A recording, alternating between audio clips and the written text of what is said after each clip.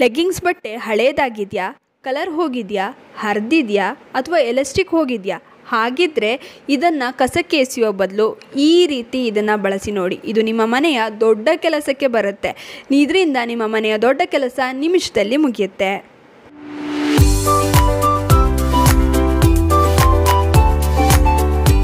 Hi hello ಎಲ್ರಿಗೂ ನಮಸ್ಕಾರ ಮತ್ತು ನನ್ನ ಚಾನಲ್ಗೆ ಸ್ವಾಗತ. ನನ್ನ ಹೆಸರು ವೀಕ್ಷಿತ. ನನ್ನ ಚಾನಲ್ ಹೆಸರು ಸಿಂಪ್ಲಿ ಬ್ಯೂಟಿಫುಲ್ ಕನ್ನಡ. ನಮ್ಮೆಲ್ಲರ ಮನೆಯಲ್ಲೂ ಹಳೇದಾದ ಎಲಾಸ್ಟಿಕ್ ಹೋಗಿರುವಂಥ ಅಥವಾ ತೂತಾಗಿರುವಂತಹ ಲೆಗ್ಗಿಂಗ್ಸ್ಗಳು ಇದ್ದೇ ಇರುತ್ತೆ ಅಥವಾ ಟೀ ಶರ್ಟ್ಸ್ಗಳು ಇದ್ದೇ ಇರುತ್ತೆ. ಇದನ್ನೆಲ್ಲ ನಾವೇನು ಮಾಡ್ತೀವಿ, ಉಪಯೋಗಕ್ಕೆ ಬರಲ್ಲ ಅಂತ ಕಸಕ್ಕೆ ಎಸಿತೀವಿ. ಆದರೆ ನೀವು ಈ ರೀತಿ ಮಾಡೋದಕ್ಕೆ ಹೋಗಬೇಡಿ. ಇದರಿಂದ ನಿಮ್ಮ ಮನೆಯ ದೊಡ್ಡ ಕೆಲಸ ನಿಮಿಷದಲ್ಲಿ ಮುಗಿಯುತ್ತೆ. ಇದರಿಂದ ಒಂದು ಉಪಯುಕ್ತವಾಗಿರುವಂಥ ವಸ್ತುನ ನೀವು ಮನೆಯಲ್ಲೇ ತಯಾರಿಸ್ಕೊಳ್ಬೋದು. ಅದೇನು ಅಂತ ಯೋಚನೆ ಮಾಡ್ತಿದ್ದೀರಾ? ಅದೇ ಡಸ್ಟಿಂಗ್ ಮಾಪ್. ನೋಡಿ, ಈ ರೀತಿಯ ಲೆಗ್ಗಿಂಗ್ಸ್ ಎಲ್ಲರ ಮನೆಯಲ್ಲೂ ಇದ್ದೇ ಇರುತ್ತಲ್ವಾ? ಹಾಳಾಗಿರುವಂಥ ಲೆಗ್ಗಿಂಗ್ಸ್ನ ತೊಗೊಳ್ಳಿ, ಇದರ ಎಲಾಸ್ಟಿಕ್ ಪಾರ್ಟ್ ಇರುತ್ತಲ್ಲ ಅದನ್ನು ಈ ರೀತಿ ರಿಮೂವ್ ಮಾಡ್ಕೊಳ್ಳಿ. ನಂತರ 1 ಇಂಚಷ್ಟು ಇದನ್ನು ಫೋಲ್ಡ್ ಮಾಡಿ. ನಂತರ ಇದನ್ನು ಈ ರೀತಿ ಫೋಲ್ಡ್ ಮಾಡಿಕೊಂಡು ನೀಟಾಗಿ ಒಂದ್ಸಲ ಸೆಟ್ ಮಾಡಿಕೊಂಡು ಆಮೇಲೆ ಕಟ್ ಮಾಡ್ಕೊಳ್ಳಿ. ನೋಡಿ, ಇಷ್ಟಿಷ್ಟು ಉದ್ದಕ್ಕೆ ನಾನು ಕಟ್ ಮಾಡ್ಕೊಳ್ತಾ ಇದ್ದೀನಿ. ನೋಡಿ, ಇಷ್ಟು ಉದ್ದಕ್ಕೆ ನಾನು ಇವಾಗ ಇವುಗಳನ್ನ ಕಟ್ ಮಾಡ್ಕೊಂಡಿದ್ದೀನಿ. ನಂತರ ಏನು ಮಾಡಬೇಕು ಗೊತ್ತಾ? ಲೆಂತ್ನ ನೋಡ್ಕೊಳ್ಳಿ. ಜಾಸ್ತಿ ಏನಾದ್ರು ಉದ್ದ ಇತ್ತು ಅಂದರೆ ಕೆಳಗಡೆ ಪಾರ್ಟ್ನ ಸ್ವಲ್ಪ ಕಟ್ ಮಾಡಿ ತೆಗೆದುಬಿಡಿ. ಆಮೇಲೆ ನೋಡಿ, ಈ ರೀತಿ ಎಲ್ಲವನ್ನು ಚಿಕ್ಕ ಚಿಕ್ಕದಾಗಿ ಸಪ್ರೇಟಾಗಿ ನಾನು ಇವಾಗ ಮಾಡ್ಕೊಂಡಿದ್ದೀನಲ್ವಾ? ಇವಾಗ ಏನು ಮಾಡಬೇಕು, ಈ ಸ್ಟಿಚ್ಚಿಂಗ್ ಇರುತ್ತಲ್ಲ ಆ ಪಾರ್ಟ್ನ ಈ ರೀತಿಯಾಗಿ ಕಟ್ ಮಾಡ್ಕೊಳ್ಬೇಕಾಗತ್ತೆ. ಪ್ರತಿಯೊಂದು ಸ್ಟಿಚ್ಚಿಂಗ್ ಇರುವ ಸೈಡ್ನ ಅಷ್ಟೇ ಕಟ್ ಮಾಡ್ಕೊಳ್ಳಿ. ನೋಡಿ, ಈ ರೀತಿ ಕಟ್ ಮಾಡಿಕೊಂಡ್ರೆ ಹೀಗೆ ಪೀಸ್ಗಳು ನಮಗೆ ಸಿಗುತ್ತೆ. ಈ ಎಲ್ಲ ಪೀಸ್ಗಳನ್ನು ಕೂಡ ಇವಾಗ ಏನು ಮಾಡಬೇಕು, ಸಪ್ರೇಟಾಗಿ ಒಂದೊಂದೇ ಪೀಸ್ಗಳನ್ನು ಎತ್ಕೊಂಡು ಹೀಗೆ ಮೇಲ್ಗಡೆ ಸ್ವಲ್ಪ ಫೋಲ್ಡ್ ಮಾಡ್ಕೊಳ್ಬೇಕಾಗತ್ತೆ. ಆಮೇಲೆ ಈ ರೀತಿ ಕಟ್ ಮಾಡ್ಕೊಳ್ಬೇಕು. ಮಾಪ್ ಇರುತ್ತಲ್ಲ ಅದೇ ರೀತಿ ಹತ್ರಕ್ಕೆ ಕಟ್ ಮಾಡ್ಕೊಳ್ತಾ ಹೋಗಿ. ಹೀಗೆ ಉದ್ದಕ್ಕೆ ಸ್ವಲ್ಪ ಜಾಗನ ಬಿಟ್ಟು ಕಟ್ ಮಾಡ್ಕೊಳ್ಳಿ. ಆಮೇಲೆ ಇದನ್ನು ಎಳಿಬೇಕು. ಎಳೆದಾಗ ನಿಮಗೆ ಇದು ಮಾಪ್ ರೀತಿ ಆಗುತ್ತೆ. ನೋಡಿ, ಈ ರೀತಿ ಪ್ರತಿಯೊಂದು ಪೀಸ್ಗಳನ್ನು ಈ ರೀತಿ ಕತ್ತರಿಸ್ಕೊಂಡು ರೆಡಿ ಮಾಡ್ಕೊಳ್ಬೇಕು. ಇಷ್ಟು ಮಾಡಿದ್ರೆ ಸಾಕು.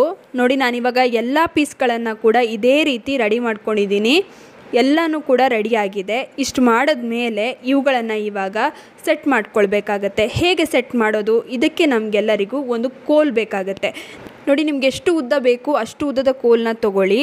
ನಂತರ ನಾವು ರೆಡಿ ಮಾಡ್ಕೊಂಡಿರುವಂಥ ಲೆಗ್ಗಿಂಗ್ ಪೀಸ್ಗಳನ್ನು ಇದಕ್ಕೆ ಹೀಗೆ ಸುತ್ತಕೊಳ್ಬೇಕಾಗತ್ತೆ.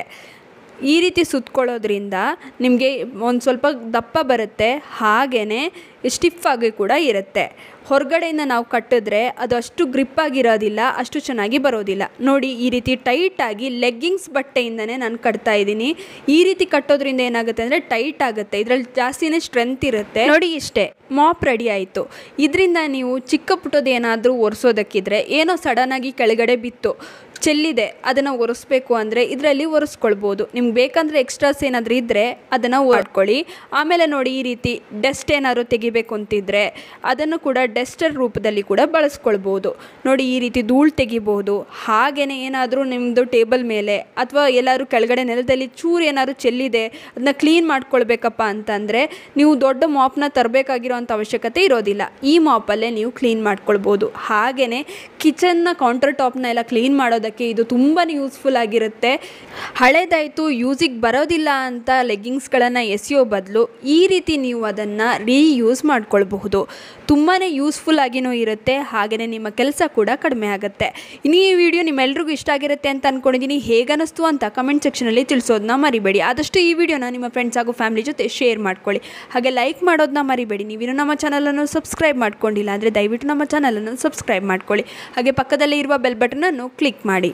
ಹೀಗೆ ಪ್ರೋತ್ಸಾಹ ಕೊಡ್ತಾ ಇರಿ. ಪ್ರೋತ್ಸಾಹ ಕೊಡ್ತಿರೋ ನಿಮ್ಮೆಲ್ರಿಗೂ ತುಂಬಾ ಥ್ಯಾಂಕ್ ಯು.